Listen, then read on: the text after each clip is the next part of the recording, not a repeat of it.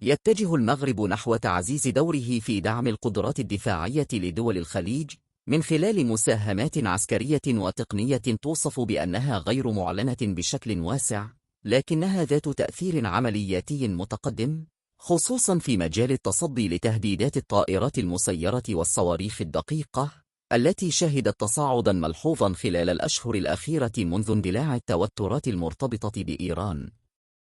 ويأتي هذا التعاون ضمن سياق إقليمي حساس أعقب هجمات استهدفت منشأة حيوية في منطقة الخليج، ما دفع بعض الدول إلى توسيع دائرة شركائها الأمنيين خارج الأطر التقليدية، وعدم الاعتماد حصريا على الدعم الأمريكي، عبر الانفتاح على فاعلين إقليميين يمتلكون خبرات ميدانية متطورة، من بينهم المغرب.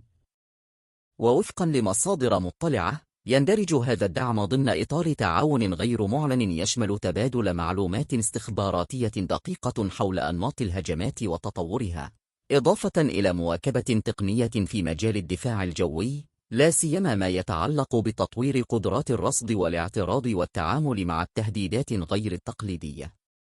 كما يمتد هذا التعاون ليشمل تعزيز قابلية التشغيل البيني بين الأنظمة العسكرية، بما يتيح تنسيقا أكثر فاعلية في الزمن الحقيقي.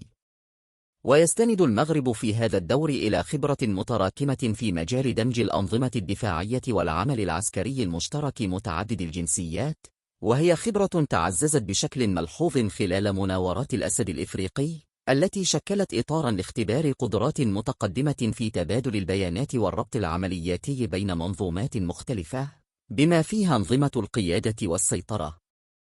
يعكس هذا الانخراط تحولا تدريجيا في موقع المغرب ضمن معادلات الأمن الإقليمي، من مجرد مستفيد من ترتيبات الحماية إلى فاعل يساهم في إنتاج الأمن ونقل خبراته إلى شركائه، خاصة في فضاء تشهد تغيرات سريعة في طبيعة التهديدات، حيث باتت الحروب تعتمد بشكل متزايد على التكنولوجيا والبيانات أكثر من المواجهة المباشرة.